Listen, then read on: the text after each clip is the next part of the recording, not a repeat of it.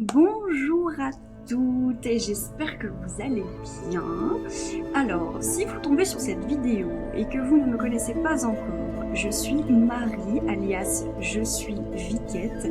C'est un personnage que j'ai créé de tous bords, avec une histoire un petit peu personnelle et un petit peu particulière, sous ton humoristique.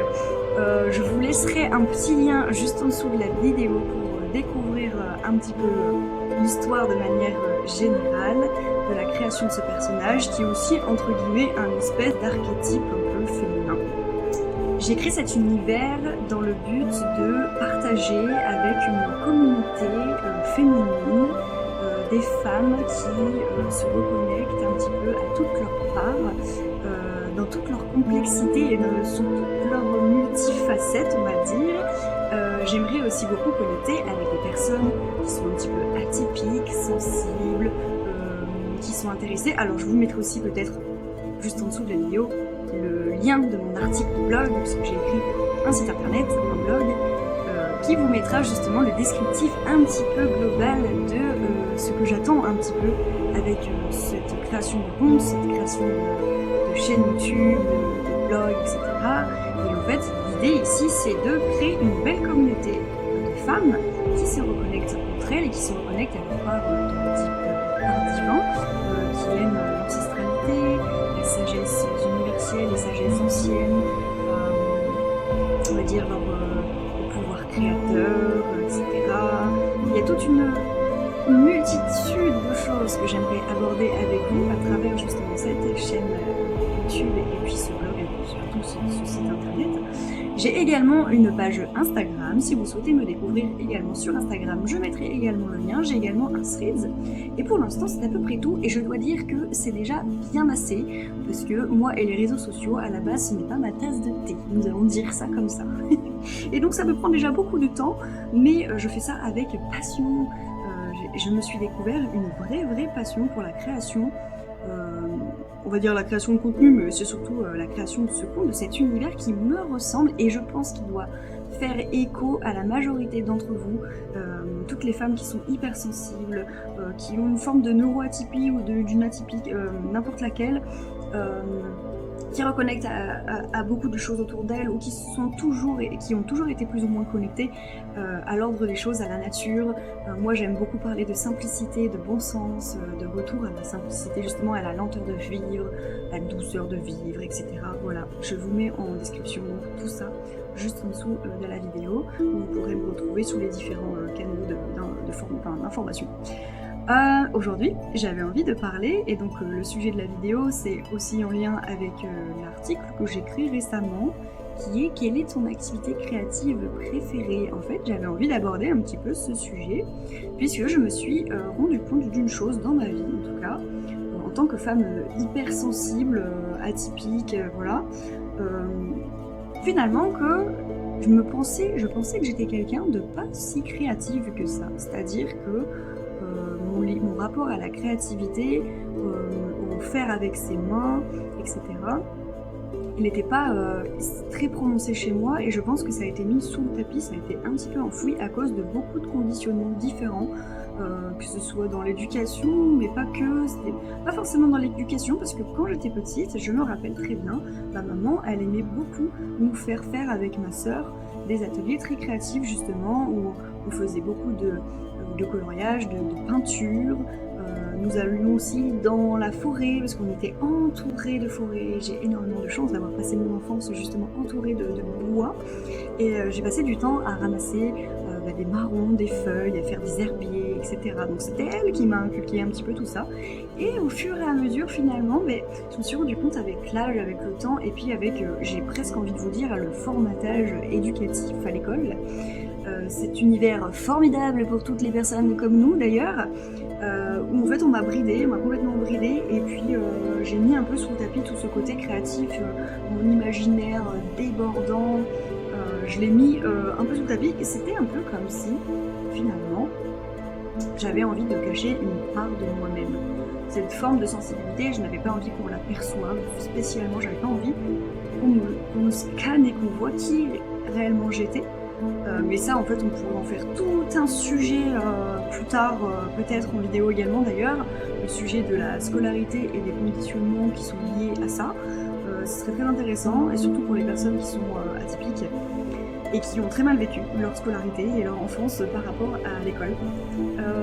Mais du coup, voilà, donc moi j'ai longtemps pensé que j'étais pas quelqu'un de spécialement créatif ou que j'étais pas forcément spécialement douée avec mes mains.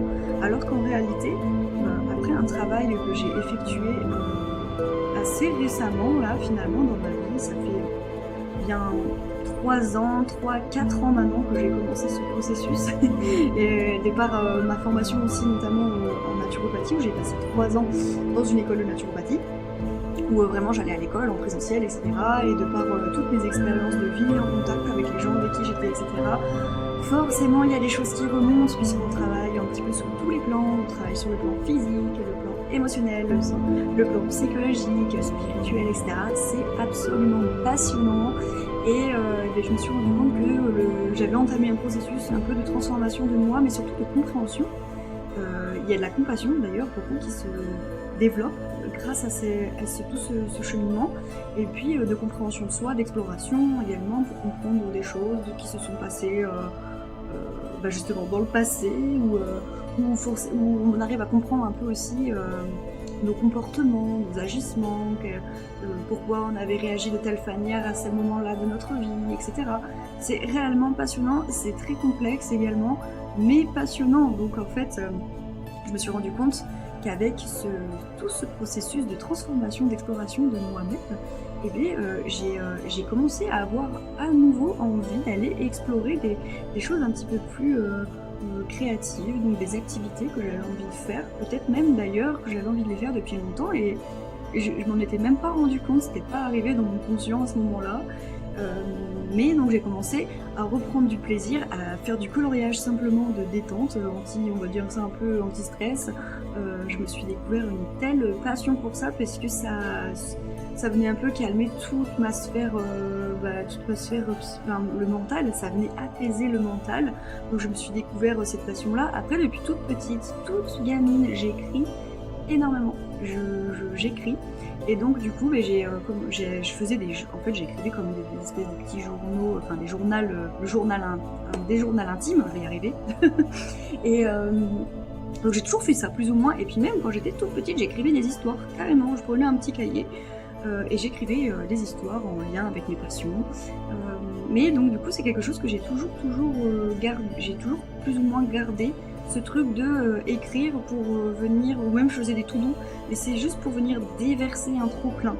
Et donc là, actuellement, depuis que je suis en formation de naturopathie, et c'est ce que d'ailleurs, je me remercie d'avoir fait, c'est d'avoir écrit ce journal. Depuis que j'ai commencé ce processus-là d'apprentissage à l'école de naturopathie, j'ai tenu un journal où j'écrivais toutes mes réflexions, mes expériences, tout ce que j'ai vécu à l'école, les gens que j'ai rencontrés, un peu les synchronicités que j'ai vécues dans ma vie, les grands chamboulements, tous mes processus après de nettoyage, de détox, d'expériences nouvelles que j'avais fait sur moi-même.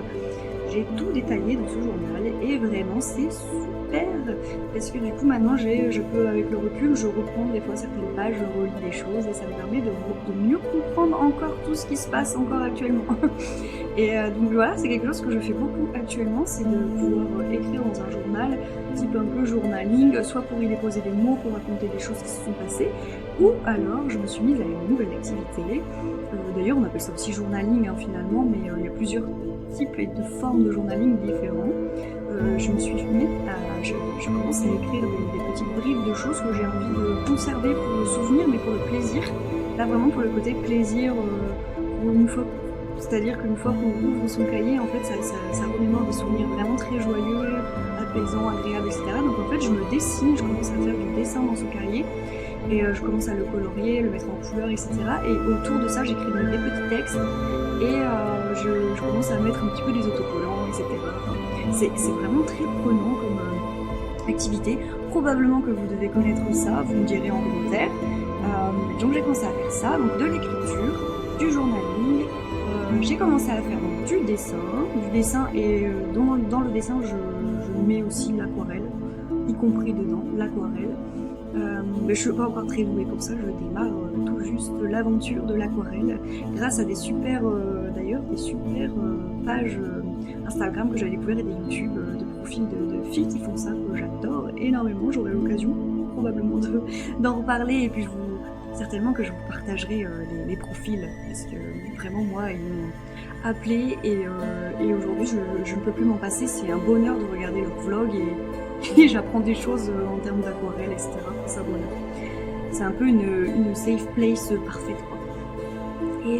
Et puis après, j'ai eu des envies aussi. Par exemple, j'ai découvert un atelier l'année dernière de vannerie où j'ai fait ça pendant un festival en nature. C'était génial. J'ai très envie de découvrir la poterie. Alors ça fait des années que j'ai envie de découvrir la poterie et puis finalement je me rends compte que je n'ai encore jamais fait parce que je n'ai pas pris le temps simplement de le faire. Et j'ai très envie aussi de me mettre à la couture. J'adore également, alors là c'est pas forcément quelque chose de hyper créatif, mais on va dire que c'est quand même une bonne activité détente, c'est les puzzles. Alors là les puzzles, j'en raffole vraiment. Une fois que je suis prise dedans, on ne peut plus m'arrêter et c'est même d'ailleurs abominable pour moi d'arrêter l'activité parce que j'ai trop envie d'avancer en fait. C'est le fait de voir que ça avance au fur et à mesure, etc. En fait ça me prend, mais j'oublie tout le reste, ça n'existe plus, donc c'est trop bien à essayer si jamais ça vous tente et puis que vous n'avez jamais réellement essayé, mais en tout cas pour décharger le mental, c'est vraiment excellent. J'aime également faire... qu'est-ce que je fais actuellement d'ailleurs en ce moment? Ah ben, non mais vraiment, en plus elle est juste à côté de moi. Et puis je vous parle et puis après j'oublie. Mais en ce moment, j'adore la lyre. Alors je l'ai eu il n'y a pas très longtemps, donc en fait je vous le présente. C'est une petite lyre celtique. En fait j'adore les instruments un petit peu atypiques, comme je l'ai décrit d'ailleurs sur mon post Instagram et sur mon blog en fait, sur mon article de blog. J'ai toujours aimé les instruments un petit peu atypiques comme ça, qui sortent un petit peu de l'ordinaire, qu'on n'a pas l'habitude d'entendre très souvent. Donc j'aime beaucoup la harpe d'ailleurs. La harpe, je trouve ça fabuleux parce que ça détend tellement aussi. La lyre, j'ai complètement accroché. En fait, c'est un copain à moi, à l'école de naturopathie toujours, qui avait rapporté une fois pendant une semaine d'école, il avait rapporté sa lyre. Et moi, quand j'ai vu l'instrument et que j'ai entendu les premières notes, je me suis dit ah ouais, vraiment, j'adore et c'est pour moi. Et du coup, en fait, j'ai squatté un peu sa lyre pendant toute la semaine. Il m'a dit vas-y, fais-toi plaisir, prends-la et puis garde-la autant de temps que tu veux. Donc en fait, je l'ai squattée pendant la semaine. J'ai pas arrêté de pianoter et puis très clairement, on m'a dit que je me débrouillais pas si mal. Donc en fait, j'en ai acheté une il y a pas très longtemps à mon retour de voyage parce que je suis partie voyager pendant 6 mois en Asie et je vous en reparlerai dans d'autres vidéos. Et je suis partie 6 mois en Asie et en fait à mon retour je me suis dit ok, je vais me faire le cadeau d'acheter cette lyre parce qu'en fait pendant le voyage ça m'a reconnecté à des parts de moi-même. Justement c'est aussi fait pour ça le voyage et qui est magnifique. Et ça m'a reconnecté à beaucoup de choses et je me suis dit en fait cet instrument là il me le faut vraiment, j'ai trop envie de pianoter et puis ça va me faire encore apprendre des choses et c'est fou. J'adore vraiment. Et donc dans tous ces instruments un peu atypiques, j'aime énormément aussi. J'ai déjà testé, j'en ai loué un une fois justement par une connaissance. J'en ai loué un une fois, je crois que c'était pendant un mois. J'ai loué un N-pan. Vous savez, c'est des petits caissons un petit peu qu'on tape comme ça, là, qu'on met un peu sur soi. Et puis on tape un peu avec les mains et ça fait des sons vraiment un peu exotiques, etc. C'est génial. D'ailleurs, le N-pan, si vous ne le savez pas et que vous connaissez l'instrument, il vient de Suisse. Alors moi j'étais super étonnée. Je me suis dit, what? Je m'attendais à ce que ça vienne du fin fond de je ne sais où, super loin de la France. En fait, moi je suis en France actuellement.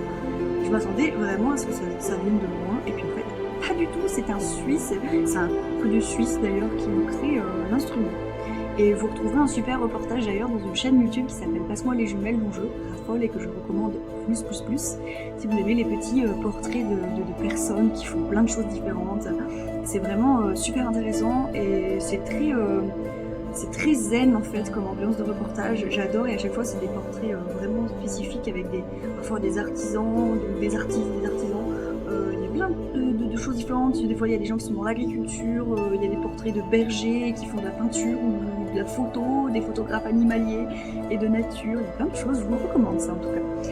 Donc voilà, le henpan j'aime beaucoup, et puis j'aime aussi, j'ai une attirance actuellement pour les flûtes un peu amérindiennes. Voilà, je ne sais pas d'où ça sort en fait tout ça, mais parce que j'ai vu aussi des personnes à l'école qui pratiquaient ces instruments-là, et en fait ça m'appelait énormément. Donc voilà, un petit peu la liste un peu de ce que je fais actuellement. Je me demande si j'ai pas oublié quelque chose.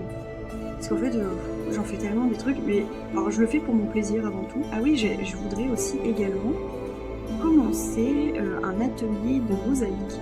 Je sais pas pourquoi, j'ai découvert ça une fois sur internet, je me suis dit ok, ça c'est pour moi. Certainement parce que y a plein de couleurs, c'est des petites pièces qu'il faut venir coller pour faire quelque chose un peu comme un puzzle finalement. Alors c'est peut-être ce côté-là qui me plaît énormément. Et aussi je vais me mettre à la fabrication de bougies. Alors tout ça, ça sera à titre personnel dans un premier temps, hein, bien sûr. Parce que j'ai 1000 choses à faire à côté, on a tous, toutes 1000 choses à faire, j'imagine, dans nos vies. Donc c'est vraiment pour le plaisir et pour découvrir, et puis pourquoi pas plus tard en faire quelque chose, je ne sais pas pour l'instant, mais le plaisir avant tout, c'est super important de faire ce qu'on aime. Voilà, donc en tout cas pour moi, pour toutes les petites ateliers créatifs comme ça que j'aime beaucoup faire, et je serais très curieuse de connaître les vôtres, parce qu'il existe tellement une multitude de choses que parfois il y a des noms comme ça qui sortent de choses que je ne connaissais même pas. Par exemple, une fois j'avais fait ce qu'on appelle du string art, c'était très à la mode il y a quelques années. Maintenant j'en entends beaucoup moins parler, mais vous savez, c'était en fait vous faites un dessin avec, vous prenez une planche de bois, vous clouez des petits clous bien spécifiques pour le string art justement, et puis après vous prenez des ficelles de couleur et vous reliez ces points et ça fait un dessin particulier. Donc une fois j'avais fait un test comme ça où j'avais fait un ours, et honnêtement il était pas mal du tout. C'est juste que la planche de bois elle était pas géniale, j'avais pas encore le truc vraiment avec les clous pour faire vraiment le truc parfait, parce qu'en plus de ça faut bien les planter pour que ce soit à même niveau, etc. Donc voilà, en fait j'avais juste fait un test, j'avais bien aimé, mais après je me suis pas relancée là-dedans, et puis là en ce moment je n'ai pas spécialement envie d'en refaire, et puis c'est moins mon truc on va dire. Mais voilà, donc en tout cas n'hésitez surtout pas à me dire un petit peu ce que vous pratiquez vous comme activité un peu créative, de loisirs manuels, etc.